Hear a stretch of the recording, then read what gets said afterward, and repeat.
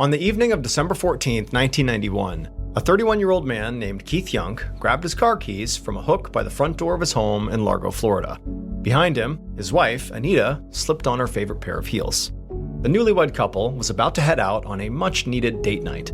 They were both actually on their second marriages, and they had 6 children between them from their previous relationships. So naturally, it was pretty hard to find time for just themselves. But that particular night, Keith's 2 kids were staying with their mother, who had shared custody, and Anita's 8-year-old daughter was at a sleepover, and her 12-year-old son Jason had agreed to stay home and watch his 2 younger siblings so that the adults could go out for dinner. Before they left, Keith gave Jason a final rundown of his expectations. Don't make too much of a mess, make sure nobody gets hurt, and if there was an emergency, he'd written down the restaurant's phone number on a notepad in the kitchen. But Keith reminded Jason that if there were like a real emergency, like a true crisis, he should call 911 right away. And when he heard this, Jason, the 12-year-old, just kind of rolled his eyes and said, "Yeah, I got it. It's under control." Now, Keith knew he was actually being a little bit uptight here, but there'd been an attempted break-in at their house earlier that year, and he'd been on edge about leaving the kids home alone ever since. The intruder had actually cut their phone lines and then also taken off a window screen, and they'd also tried to break down a door as well. But they'd actually left without taking anything, and there hadn't been any more issues in the months since. But critically, the suspect was never caught, so it felt kind of unresolved and scary for the family. Keith and Anita both hugged Jason goodbye as they walked out the door. And then once the door had closed behind them, Keith turned around and checked the handle to double check that he'd locked it, just to be safe. Less than a half hour later, Keith and Anita sat down across from each other at the restaurant and unfolded their napkins onto their laps. They were excited to have a few hours of peace and quiet, where they could just, focus on each other, something that didn't happen very often. The couple had gotten married earlier that year after meeting at a support group for single parents, and they were very grateful to have each other, because their previous marriages were really not that great. Anita's ex-husband, Luther Bass, had a violent temper, and even though he now lived all the way across the country in Idaho, he still found a way to always complicate Anita's life. That summer, Luther had driven all the way to Keith and Anita's house to take his kids on a vacation, which Anita had initially agreed to, but when he showed up, he was unexpectedly driving a camper with his new girlfriend and her kids. And at that point, Anita had gotten a really bad feeling about the whole situation, and she actually started to worry that Luther would take her kids and then refuse to give them back. And so they had this big argument, and it got so bad that actually Anita had threatened to call the police before Luther finally backed off and left. Meanwhile, Keith had been having equally heated arguments with his ex-spouse, Linda, about whether their kids would spend the upcoming holidays with him or with Linda and her new husband, Steve. Things had gotten so nasty that Linda had actually recently begun harassing Anita over the phone and was also gearing up to go to court and try to get the custody agreement changed if Keith wouldn't agree to do things her way. But their bad relationships with their exes only made Keith more happy that he'd found Anita. He was glad that he could take care of her and her kids the way he felt like they deserved. So despite all the tension hanging over them, he tried to keep the mood light, and they enjoyed a very nice dinner. And then when the check came, Keith glanced at his watch and realized it was getting pretty late. He knew Anita's son Jason was a responsible kid and that he could definitely handle getting his younger siblings into bed, but Keith was still a bit worried about leaving the kids alone for too long.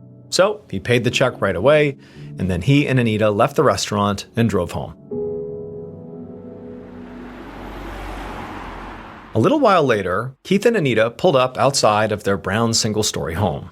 When they got inside, Keith was relieved to see that all the kids were calmly watching TV in the living room, and the family cat was curled up on the couch right next to them. Keith told them that it was time to get ready for bed. And as 12-year-old Jason got up, Keith pulled him in for a big hug and told him he was proud of him for his hard work babysitting. Anita helped the younger kids brush their teeth, and then afterwards, Keith turned off the lights, and he went down the hall and said goodnight to all 3 kids, who slept in bunk beds in the same room. Then, after that, he continued down the hallway to the main bedroom and climbed into bed with Anita. He kissed his wife goodnight and then turned off the light. Several hours later, around 3 a.m. early the next morning, Anita's 12-year-old son Jason awoke to a very loud noise, and when he heard it, he sat up in bed. And then he could hear something thumping around in the room next to him. But before he could figure out what was going on, someone screamed. With his vision still blurry from sleep, Jason slid off the top bunk and walked over to the door and cracked it open. And in the dark hallway, he could quickly make out the shadowy shapes of what appeared to be two men moving around, sort of struggling with each other, fighting. As his eyes adjusted to the darkness, he realized that one of these men was his stepdad, Keith, but he couldn't make out anything about the other man, except that he was really big and wearing what appeared to be a black ski mask. Jason immediately felt paralyzed by fear, because he knew, this was obviously another intruder, just like the one who'd tried to break into their house that summer. For a second, he was hopeful that maybe his stepdad would fend the man off, but then Jason noticed there was blood sprayed all over the walls, and then he saw the glint of a knife in the intruder's hand. The intruder had Keith pinned to the ground and was stabbing him over and over again. At the same moment, Jason saw his mother, Anita, run out of the master bedroom, also covered in blood, and she was holding a baseball bat. And she swung it at the intruder, and she hit him in the back of the head, but it barely slowed him down. And that's when Jason heard his stepdad yell out for Anita to get the gun. And Anita, she ran into another room, and Jason just stood there looking out the crack, just paralyzed with shock, watching as this intruder literally picked Keith up and threw him back into the master bedroom. And the next thing Jason knew, he saw his mother standing in the hallway holding a gun, and the intruder was running away out the front door. Suddenly, Jason kind of snapped out of the shocked trance he had found himself in and remembered what Keith had told him to do in case of a real emergency. Call 911. So he ran to the phone in the kitchen, he picked it up, and he dialed. But when he put the receiver to his ear, all he heard was silence. There was no dial tone. Jason looked over and he saw his mother kind of hobbling over towards him. She was standing in the doorway, and there was blood visibly dripping down her neck. Jason's voice cracked when he told his mother that the phone line was dead. Anita told her son to go back with his stepdad and just wait, that she was going to go find help. And so Jason began to walk towards the bedroom where he knew his stepdad was, and as he did, he watched his mom run out the front door into the night. And then Jason, he went down the hallway and went into the bedroom where he saw his stepdad sprawled out on the bed. And he was still alive, but he was clearly struggling to breathe. He's kind of gasping and, gurgling. And Jason, this 12-year-old kid, not having any idea how to handle this, just walked over to the bed, kneeled down, and he took Keith's hand and just held it while he waited for his mom. And as he held Keith's hand, he could hear the sound of his stepfather take his last few raspy breaths before he went completely limp.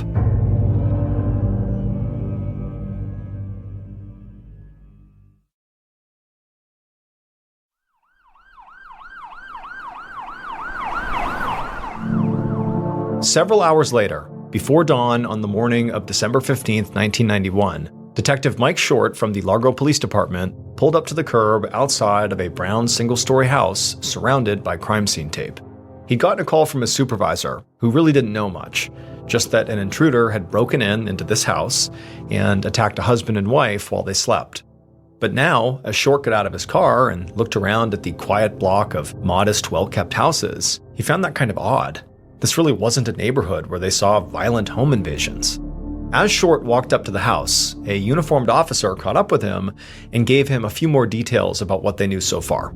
He said that the wife, Anita Young, had run to a neighbor's house screaming for help before passing out from blood loss in their front yard, and the husband, Keith Young, was deceased in the bedroom. The officer also said that the couple's 12-year-old son had woken up at some point and witnessed the attack, and for now, he was over at the neighbor's house until they could track down another guardian. The officer said that Anita had been taken to a hospital, but it would be a miracle if she survived. Her injuries were some of the worst they'd ever seen. As Short went up the walkway that led to the front door, he saw that blood had dripped all over the cement. The front door was open, and right inside he saw a baseball bat lying on the floor with blood on the handle. Short stepped inside, and he saw more blood that was spattered and smeared basically all over the living room, on the walls, the doors, the furniture, as if the suspect and the victims had been fighting all throughout the house. In fact, it was so chaotic and messy that Short thought maybe the suspect was not expecting to fight off two grown adults.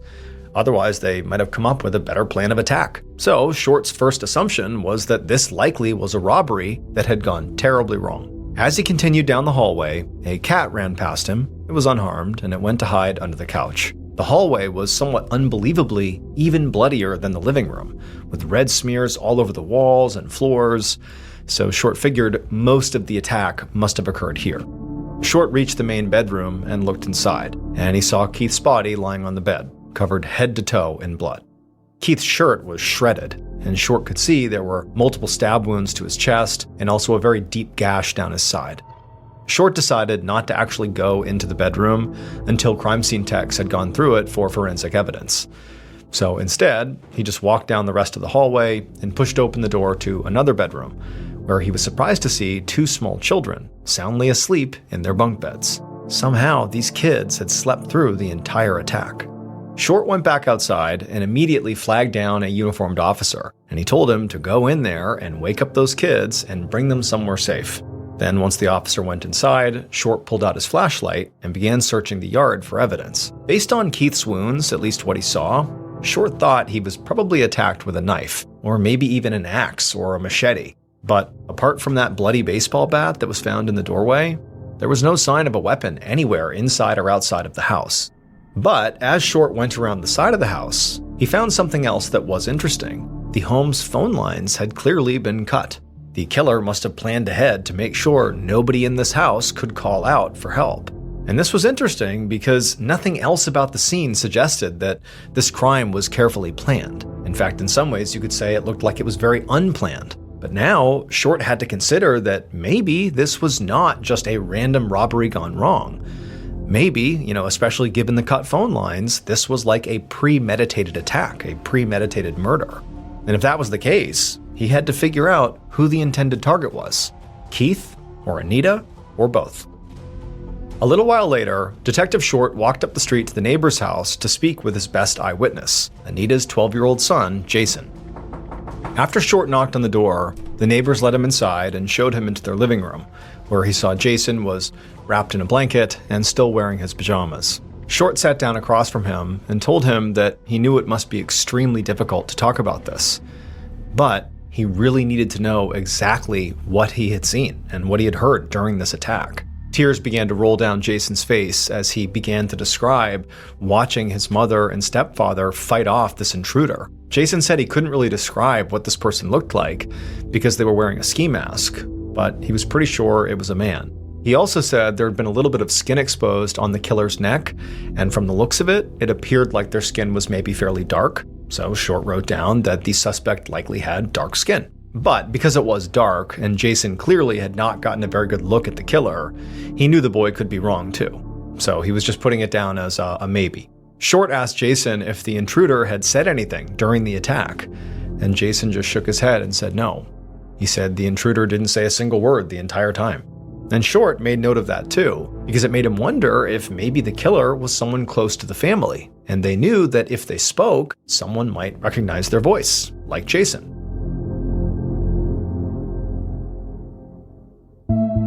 Later that same morning, once the sun had come up, Short went back to Keith and Anita's house and searched the outside of the property again, in case he missed anything when it was dark. And while he was searching the front yard, another police cruiser pulled up to the curb. An officer got out and walked over to Short. She asked if he was the lead investigator on this case, and when he said he was, the officer told him that she'd been waiting at the hospital all morning and Anita had finally woken up enough to say a few words.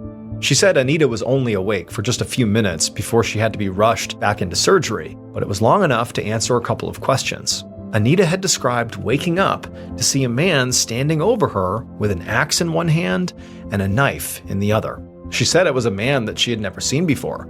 She didn't recognize anything about him. The officer said right before Anita was taken off to surgery, there was one more thing she mentioned. There had been an attempted break-in at their house earlier that year, and the intruder, during that break-in, had also cut their phone lines. Short instinctively turned and literally looked at the side of the house where those lines had been cut, and he thought to himself, this is too strange of a coincidence to be ignored. Later that day, back at the station, Short read through reports on the interviews his team had done with Keith and Anita's kids and their neighbors. A team of 5 detectives had been assigned to this case, and they'd made quick progress on collecting background information on the victims. Everybody in the neighborhood had described the victims as being a very normal, happy couple. Keith was an air conditioning technician who'd been working at the same company for a very long time, and Anita was mostly a stay-at-home mom who did some accounting work on the side. However, what also came out in these interviews was that both Keith and Anita had ex-spouses who could potentially want to hurt them.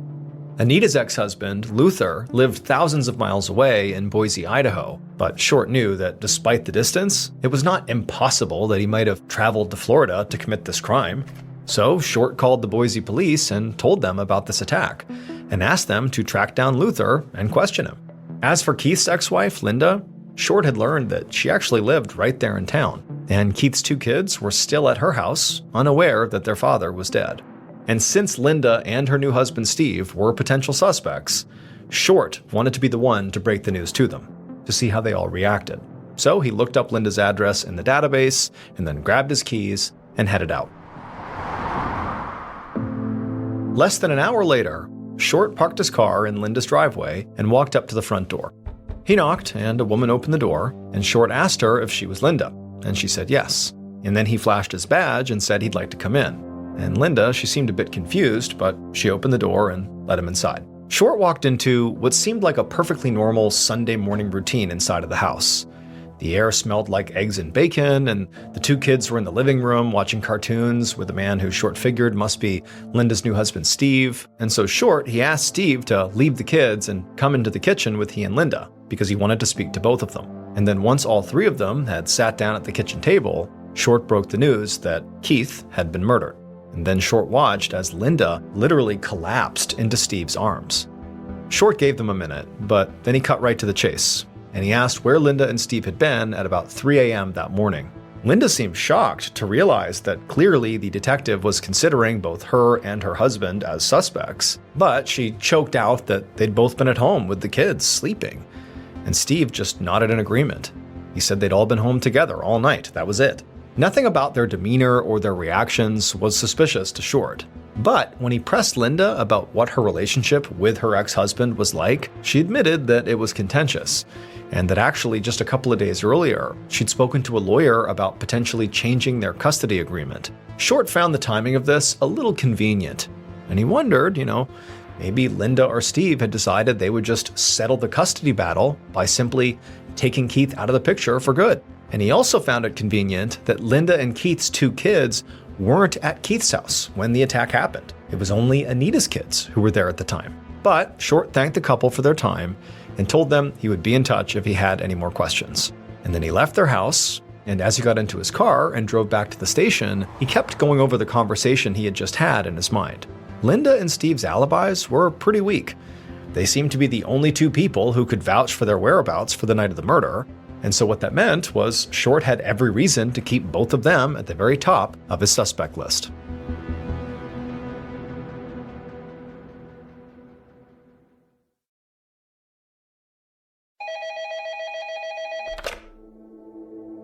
Late that night, Short was sitting at his desk in his office when his phone rang. He picked it up, and it was the police in Boise, Idaho. They'd managed to track down Anita's ex-husband, Luther. Short immediately sat up straight and grabbed a pencil to take notes. The officer on the line told him that when they'd gotten to Luther's house, he wasn't there. But his fiancée, Connie, was. And she told them that he'd been out on a weekend hunting trip. So the officers had gone out and searched for Luther in the area where he said he'd been hunting, but they didn't find him until that evening when Luther actually arrived back at his house. The officer said, at that point they took him in for questioning, and he had told them the same thing that Connie had, that he'd been out elk hunting about an hour away from Boise all weekend. Luther had been able to describe basically every step of his hunting trip in great detail, but since he had been hunting alone, there was nobody to corroborate his alibi. Now, Short knew that the drive from Boise to Largo, Florida, where the attack took place, took at least 3 or 4 days. So the fact that Luther was in Boise less than 24 hours after the murders meant that he could not have driven there. But there was still a possibility that if he was involved, maybe he could have flown. Now, Short knew it would be difficult, but not impossible, for Luther to catch a plane to Florida and back during the time that he was supposedly out hunting. So he told the Boise officer to look into whether Luther had recently purchased an airline ticket and to also take saliva, blood, and hair samples from Luther. After Short hung up the phone, he just sat back in his chair and thought for a second. It was less than 24 hours into this investigation, and Short already had 3 suspects in his crosshairs: Keith's ex-wife Linda, and Linda's new husband Steve, and also Anita's ex-husband Luther. And then also, to some degree, Luther's fiancée Connie could have been involved, but based on logistics and the fact that she was at the house, it seemed unlikely. But there was one big problem. Based on Anita and Jason's eyewitness testimony, the suspect they were looking for was a dark-skinned man who Anita had never met before, and that description would not apply to any of their suspects. Short knew that the suspect description might not be reliable. After all, it had been dark in the house, so Jason could have been wrong about the killer's skin color, and Anita was barely conscious during her interview, so her recollections might not be accurate at all. But if it was accurate, it could mean any number of things for Short's investigation. It could mean it was a random robbery after all, just some random person who went in the house and did this horrible thing. It could also mean that, one of his current suspects had maybe hired somebody to commit the crime, or it could mean that all Short's theories about the case were just completely wrong, and he had no idea what happened. Short rubbed his eyes and looked at the clock and realized it was almost midnight, so he decided it was time to go home and get some sleep. Maybe, he hoped, by morning, a new piece of evidence might turn up that would help point him in the right direction. Around 7 a.m. the next morning, so about 28 hours after Keith's murder, Short pulled into the parking lot of Pinecrest Golf Course, which was less than a mile away from Keith and Anita's house. And at this very moment, Short was feeling really optimistic about the case, because a groundskeeper at this golf course had called the police that morning and said they'd found a ski mask and a glove lying in the grass. So now, Short got out of his car and he went into the clubhouse, and the groundskeeper was there waiting for him. And he said he had left the ski mask and the glove right outside, right where he had found them. So Short followed the groundskeeper out onto the course, and as they walked, Short made note of all the ponds scattered around, and also the lake at the park right across the street. He wondered if maybe the killer might have tossed their weapon or weapons into the water. A minute later, the groundskeeper stopped walking and pointed down at the ground, at a black ski mask and a dark-colored cotton glove lying in the grass, exactly as promised. And so Short put on a pair of latex gloves, and he knelt down, and he carefully lifted up the mask. And as he did, he felt that clearly it was crusted with something reddish-brown, very likely dried blood. As soon as Short got back to the station, he sent the mask and the glove off to the crime lab for testing, hoping that they might find a trace of the killer's DNA. Then Short spoke to his supervisor about sending a team of divers out to search the water at the golf course and also that park, in case the murder weapons had been disposed of in any of those water bodies. It seemed like a long shot that they would actually find something, but it was the best lead they had so far, and finding the weapon or weapons could really help them narrow down their suspect list. And by the time Short got back to his desk, he saw that his answering machine was blinking. There was a new message. And so he hit play, and the message was from a man who said he had information on the Keith Young case. So Short called him back right away. And when the man answered, he said he was a college student who lived a block away from Keith and Anita Young's house, and he said on the night of the murder, he and his friends had been hanging out in his driveway, and they'd seen a man jogging east down Coronet Avenue. And Short immediately turned and looked at the map on the wall, and he got really excited, because he saw Coronet Avenue was actually the exact path the killer would have had to take to get from Keith and Anita's house to that golf course. Short asked the young man to describe this jogger, and the college student said that it appeared to be a white man with short dark hair. Short asked him if he was pretty sure about that, and the student said yeah. In fact, the jogger had passed under a streetlight at one point, so they all got a pretty good look. This was a huge development, since 12-year-old Jason, one of the eyewitnesses, had said the killer had dark skin. It was very possible now that maybe Jason was wrong. But it was also possible that there were now 2 men involved in the attack. Maybe one had dark skin and one had light skin.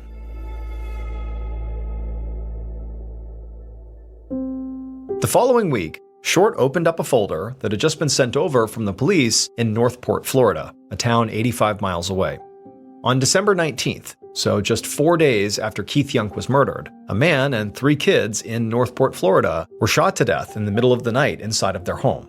The suspects in that attack were 2 men wearing ski masks, and they had cut the house's phone lines. So the similarities between these 2 killings were easy to see. But as far as Short could tell, the victims in the second attack didn't have any connections to the Youngs. Plus, the victims in the second attack had been shot instead of stabbed. And so as Short really did try to look for all the similarities he could between the two crime scenes, he just couldn't get over how sort of blatantly personal the very violent and bloody attack felt at the Youngs' house. So even though there was this other, on the surface, similar killing in Florida, and even though Jason and Anita both swore they did not recognize the intruder, Short was not ready to rule out that Keith Young had been killed by someone who knew him. His strongest suspect was still Anita's ex-husband Luther, who claimed to have been out hunting alone at the time of the attack. As for Anita, her condition had actually finally stabilized, and when Short had gone to speak to her at the hospital, she had said that Luther was really the only person she could think of who might want to hurt her, because they'd been arguing a lot about custody and also child support. But the Boise police had checked with every airline in the country, and none of them had a record of Luther flying into Florida that weekend. So Short couldn't even prove that Luther was in the state at the time of the attack. And then also, Anita had mentioned that she'd been having problems with Keith's ex-wife, Linda. She said that Linda had been harassing her all summer long, calling her so many times that she couldn't even use her own phone. Short definitely still had his eye on Linda, but he still hadn't found anything directly linking Linda or her new husband Steve to the crime. But Short was still very hopeful that this case would get solved, because a preliminary report from the forensics lab had just come in that said a Caucasian hair had been discovered inside the black ski mask that was found on the golf course, which could point to any one of Short's main suspects. And Short knew it was only a matter of time before the forensics lab finished its full analysis of that hair sample, and then they would know for sure if it was an exact match. One day in early January of 1992, so a few weeks after Keith's murder, Detective Short got into the office and checked his answering machine, and he found that he'd gotten a message from the forensics lab telling him to call back right away. And so right away he picked up the phone and dialed the number, and he could feel his heart pounding as the line rang. This could finally be the break in the case he'd been waiting for. And when the technician picked up, he told Short that, they had analyzed that hair in the mask and they'd analyzed the DNA. But it was not a match for Short's top suspect, Anita's ex-husband, Luther. Not a match. Short thanked the technician and hung up, feeling very disappointed. Now, this still didn't fully rule Luther out, especially because Short still thought there might have been maybe two suspects involved. But he decided that at this point, it was time for investigators to really focus on other possibilities.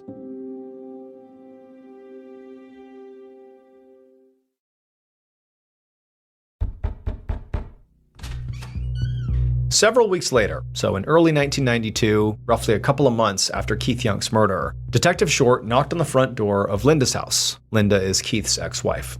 And when Linda opened the door and saw the detective once again standing outside her house, she quickly let him inside. The house was quiet, and Linda told Short that she was the only one home. They sat down in the living room, and then they ran through all the subjects that Short had grilled her on the first time around. Her alibi, her custody disputes, her tense relationship with Keith, and none of her answers changed. And she really didn't say anything that could be viewed as incriminating.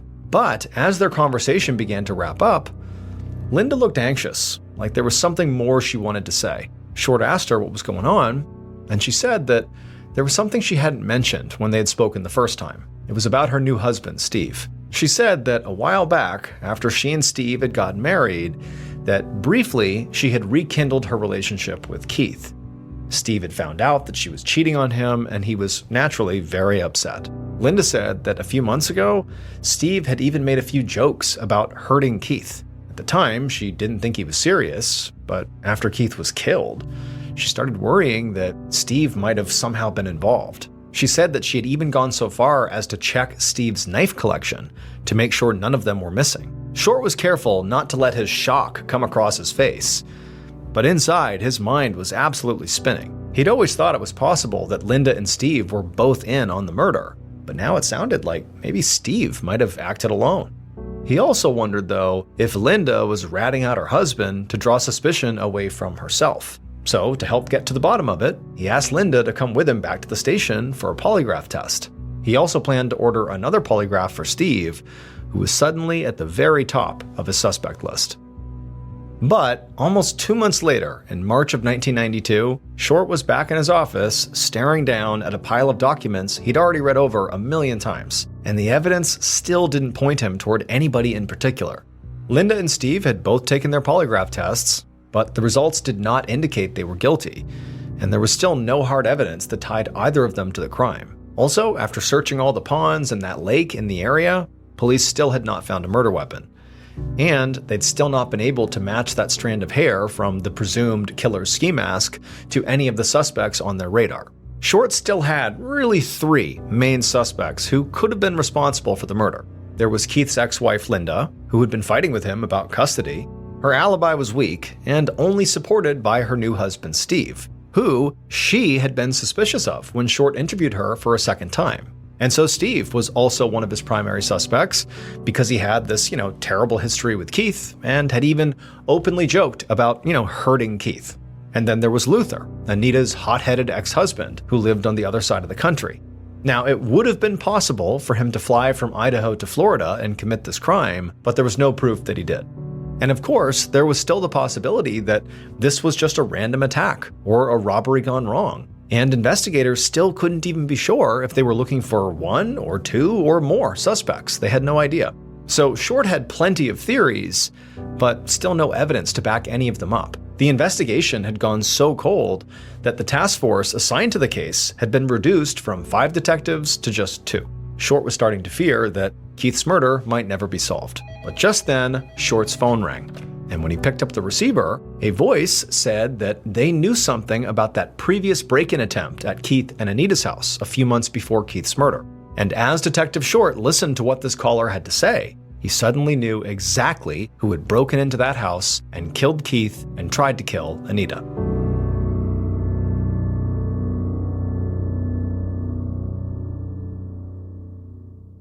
Based on all the collected evidence, as well as the killer's eventual partial confession, this is what investigators believe happened to Keith and Anita Young on the morning of December 15th, 1991.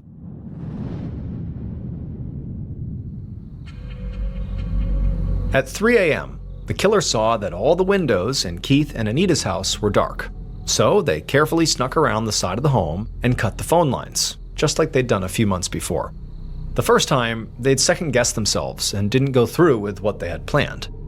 But this time was going to be different.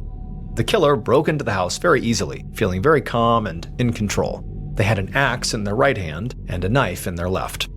As they made their way through the living room, they heard growling and hissing, and they looked down to see the family's cat standing in their path. They thought about strangling the cat to shut it up, but decided not to. They wanted to do this with as little collateral damage as possible.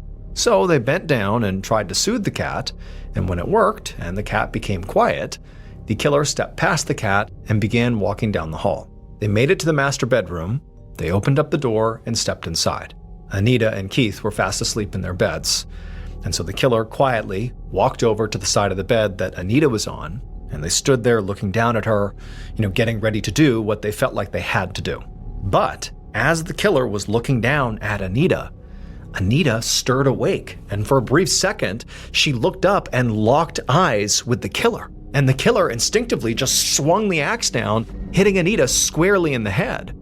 But she fought back and she shouted out Keith's name to wake him up. And the next thing the killer knew, Keith was on top of them, pulling them away from Anita. And so the killer began hitting Keith with the axe as well, but even despite being hit about 3 times, Keith would not let up. And so they struggled and shoved each other, and their fight kind of spilled out of the bedroom into the main portion of the house. This was not how the killer had hoped this would go. They'd wanted to get this done quickly and leave without anybody waking up, but they'd clearly underestimated Keith. No matter how many times the killer stabbed him or hacked at him with the axe, he didn't stop fighting. And then as the killer and Keith continued sort of fumbling around and making their way back down the hallway, the killer suddenly felt something hard smash into the back of their skull, and they turned to see Anita standing there behind them with blood running down her face and a baseball bat in her hands. The killer heard Keith shout out for Anita to go get the gun, and he saw Anita run toward a nearby closet. The killer also noticed a young boy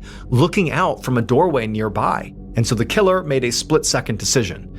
They just grabbed Keith and chucked him into the master bedroom, and then the killer sprinted back down the hallway and out the front door. And then when they got to the sidewalk, they removed their ski mask and kind of casually jogged down the street, hoping that to anybody looking outside, they would think the killer was just, an unassuming health nut out for a very early morning run. When they got to a nearby golf course, they stopped on the grass to change their clothes. And then after that, they stole a bike and rode away. Things had not gone the way the killer had hoped. But as they reflected on what they had just done, they thought to themselves that in reality, this actually could have gone worse. I mean, they didn't kill the cat, and critically, no kids have been hurt either. And in some ways, that's what this was all about, to avoid hurting the kids. Because the killer was Anita's ex-husband, Luther Bass. He'd wanted to get Anita out of the way so he could have custody of their 4 kids and treat them the way he believed they needed to be treated. And he'd wanted to get Anita out of the way so that he could have custody of his 4 kids. He felt like she was screwing up their lives, that he was the kids' solution. They needed him, and so he had to do this. But Luther's own fiancée, Connie, had ultimately told the Boise police that Luther was the one who had cut Keith and Anita's phone lines a few months back before the murder. And she said she knew Luther had actually flown to Florida on the weekend of the murder, using an alias and fake social security number that he had gotten from his coworker. And once the Boise police finished speaking with Connie, they immediately called Detective Short in Florida to tell him what they'd just learned. It turned out there was no second suspect. It was just Luther. So 12-year-old Jason had just been wrong about the killer's appearance, and Anita had been wrong about not knowing who they were. As for that hair that had been found inside the black ski mask that Luther had been wearing, it's unclear how that was there. It wasn't Luther's hair, but it's possible that maybe somebody else had put the mask on at some point, and that's how it got there. Luther Bass was arrested in Boise, Idaho on March 6, 1992, and he confessed to the crime on the same day. A year later, he was convicted of first-degree murder, attempted first-degree murder, and burglary with an assault. He was sentenced to life plus 30 years in prison.